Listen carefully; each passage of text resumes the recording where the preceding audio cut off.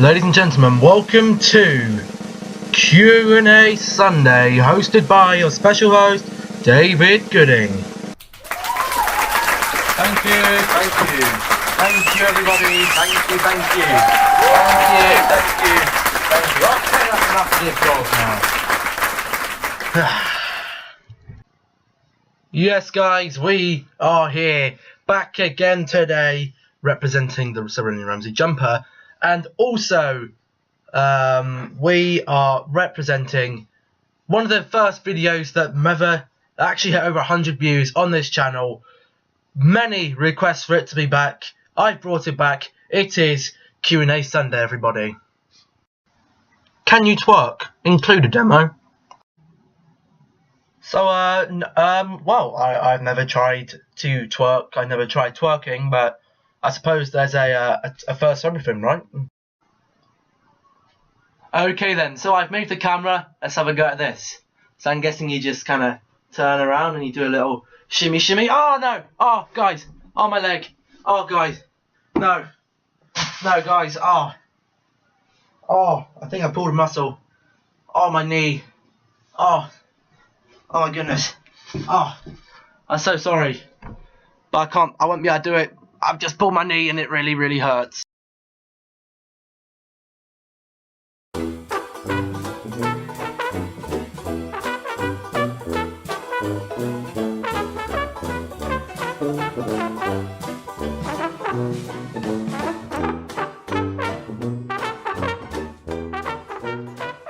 Moving swiftly on then. Next question, would you rather get spat on or sat on? Now, as much as I'd love to answer all these questions, I actually cannot answer any questions related to school teachers, just because of, I don't know, if any school teachers did find out I was relating to them, and this question is relating to them, I didn't add the background story to it, but unfortunately, I'm sorry, but I cannot answer that question. Okay then, so the next question is, what is my favourite 60s song? So, really I don't really listen to songs from the 60s, I'm more of a present guy. But there is one song I do recall being from the 60s, and that is I'm a Believer by the Monkees, which was actually in Shrek, and that I like Shrek films, so let's just go with that one, I think. Next question is, can you sing Move Mountains by Alkaline? If I'm being brutally honest, I've never actually tried singing that song, so I wouldn't know. What is your favourite decade and why? Well, this is a bit of a tricky question, because I've never actually sat down and thought, oh, what decade was good? I mean, I don't really know much about the 60s, 70s, or 80s, really. The 90s was okay, I suppose. They had some decent music, they had some decent sport, but I think I'd actually have to go with the 2000s here, because A, I was alive, which is a good thing. B, I know this is a little bit off topic, but it's relevant for me. Manchester United were on fire. And C, there was some great music, some great tracks. And D, so there was a lot of good things happened in the world, obviously. There was 9/11, but you can't be held back by... there's going to be disasters every year. And every year has disasters, but... I think the 2000s were a pretty good year for me. Obviously, I started secondary school as well. Actually, no. Maybe I didn't. No, that was the 2010s. So, but I finished primary school. I was in year 6. So, I had some good times. I had some good friends. Yeah, I'd say the 2000s are my favourite decade. Why is football your favourite sport? So I guess the reason why football is my favourite sport is because it's the first sport I really came into contact with. My parents aren't really great sport lovers. They watch if they have to. But really, primary school was probably where football did become my favourite sport, because I played it so often. Pretty much year 6 and year 5, pretty much every day we were playing football. And... just having fun. And then there's something else that did inspire me to like football, which will be shown at the end of the video in this question, that I've got. But I guess that's really why I chose football as to be my favourite sport. Obviously, there's other sports I like too. I like I like watching the Olympics when they're on. They're all sports, aren't they? Tennis. Don't mind watching the rugby, and I'm also I do watch wrestling sometimes as well. But yeah, I think that's probably the main reason why football is my favourite sport. So the next question is, would I ever dye my hair, and if I did, what would the colour be? Now, realistically, I've never actually thought of dyeing my hair, because I'm happy with the colour it is. It's a pretty, just a plain bog standard colour. But I did say to a few of the people at school, if United were ever to get to another FA Cup final, or just FA Cup final that I was to attend to, which is very unlikely because I don't know, school and everything, work, getting time off work when I eventually do start work, which would be at some later time this year. But if I ever was to go to that, then I did say, and they did hold me to it, that I would actually just put a quick red colour in my hair to go and support Manchester United. Obviously, not a permanent colour, because me with red hair would not be a very attractive sight. Do you ever wish you could change a part of you, and what would it be? You know what? This question for me is a little bit like, it's a bit boring if I say, oh no, I'm perfect. Because I'm not perfect, I know that. There's a lot better looking guys out there than me. But you know what? If everyone could say, oh, I want to change something, they'll all end up looking very similar. And a world of people who look very similar would be pretty boring. So do you know what? I'd rather stay as I am right now. Do you believe in fate and karma? And has it ever happened to you, and explain how? Before I actually answer this question, may I just say thank you to the person who left. They left about 5 or 6 questions.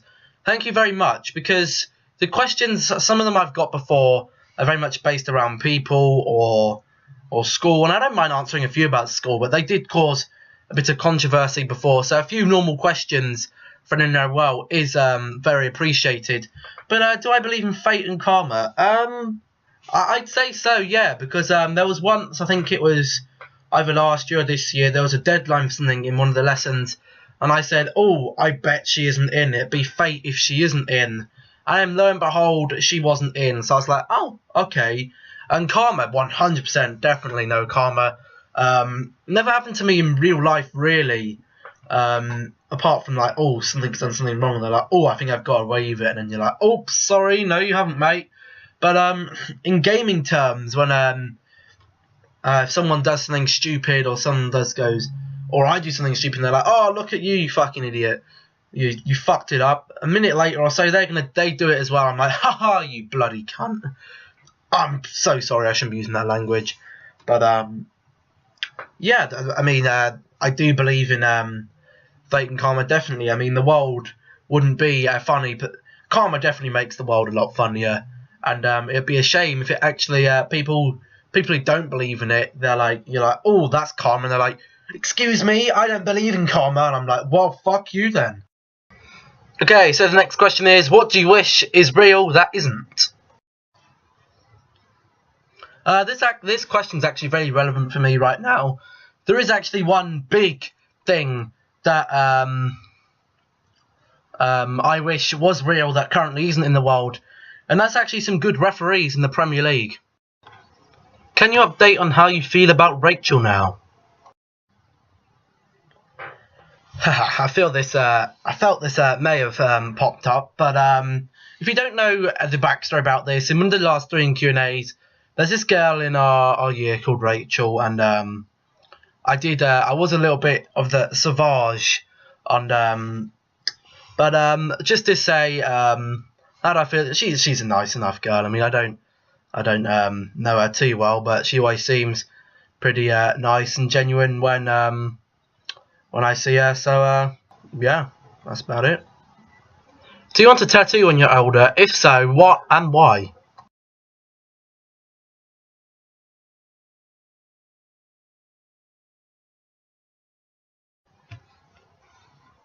Now, the subject of tattoos of young people nowadays does confuse me quite a lot. I mean, no, I don't have a problem with people wanting tattoos, because yes, some of them do look very nice, but I think there is a little bit of an obsession, like, oh, when I hit 18, I've got to get a tattoo with some people, and I don't quite understand why. Now, I'm not going to sit here and say, oh yeah, you definitely shouldn't be getting tattoos, but look at that. Okay, it depends on what tattoo you're getting, but this guy had all these tattoos, and then once he got a bit older, it shows him there again with the tattoos, and he just looks a little bit silly. I mean, I'm not going to say, oh no, you shouldn't be getting tattoos, because obviously a small tattoo wouldn't have that effect, but just a showing.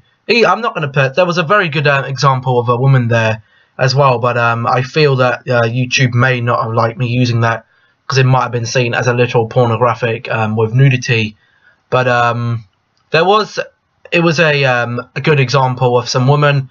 She had a tattoo on her leg, all the way down her leg, and when she's at 70, it did look a little bit, 70, 80, it will look a little bit ridiculous. But to the answer to the question, no, I'm not planning to get a tattoo. And but if I was going to get one, I mean, probably would have one football related, actually. And the last question is, why did you choose to support Manchester United? So let's see. The about time I supported Manchester United was about 2008, 2009, 2010. Ran them 3 years. One about I was in year 5 or year 6. Now, my primary school in year 5 and year 6 had two big things. It was more year 6, which was match attacks. These things. Now, obviously not 2012, 2013, because this was the last match attacks I actually collected. I didn't actually get very far. I got a few decent cards. I got a Yapstam, a good Joe Hart, a good Thierry Henry, a good Pires, Stuart Pearce, and Paul Scholes. And there was a few other good players there, but I'm not going to talk all the way up the match attacks.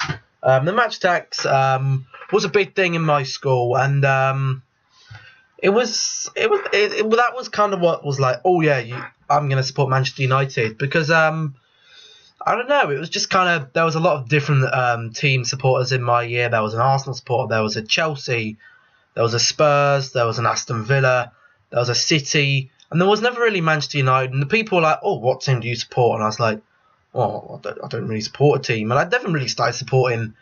There's a difference between, for me, supporting and following. I kind of followed Manchester United. I knew of them, and that was the team. If anyone was like, oh, what team do you support? I'd say, oh yeah, I like Manchester United. But only in the past couple of years I've actually followed them and supported them, watched them on telly and stuff. And that match attacks was kind of what spurred me on, and them people, because I don't know, maybe Wayne Rooney, he was one of the biggest English players back then in the form of his life, maybe not for England but for Manchester United, and I was like, they have some decent players. And I obviously, like, oh yeah, people might have said, oh yeah, you're a glory hunter, but in 2009 to 2010, Manchester United actually didn't win the league title. So I didn't choose them just because they're winning the league. And Manchester United haven't actually won the league that many times in the past 5-6 years. It's only about 2 or 3 times. Obviously, you had Chelsea winning it twice. Then you had Leicester. You had Manchester City winning it twice. And then Manchester United had won it twice. So in the last 6-7 years. So that's kind of what spurred it on. Obviously, you guys probably won't know, but well, not probably, you won't know. My granddad, which I haven't heard of from a long time, he's not, well, we don't know if he's died or not, but we don't really talk about him that much. But he did support Manchester United, so it kind of remembrance of him as well. And I never really had a parent who was like, oh yeah, you're going to support this team, me, because my dad and mum don't follow any football. They don't really, well, my dad doesn't mind watching the rugby and the Formula 1, which I do follow as well, but my mum doesn't mind watching the tennis. But I'm the only really football fan in my house, and yeah, sometimes that's difficult, because you're like, oh, you're not allowed to watch football on the telly, so I have to watch on my own TV up here, just behind me there. But it's a bit, that is basically the story of why I did become a Manchester United supporter, fan, and that brings us to draws us to an end, sorry, of the Q&A. Hopefully you guys did enjoy the Q&A. I've spent a lot of time into this, so I hope you do. Also, leave a comment down below. Did you like the intro I put together? I put together a crappy little intro. I could do a lot better, but I only had a few hours because I want to get this finished by Saturday, ready to go up on Sunday around the afternoon sometime, which is probably when I'll schedule it to go up. But if you guys did enjoy and you would like to see some more Q&As on a regular basis, remember to smash that like button to show your support. Subscribe if you haven't subscribed already, and check out my latest video, which is my Manchester United whole city review and a general channel review, and I'll catch you in a bit. Goodbye.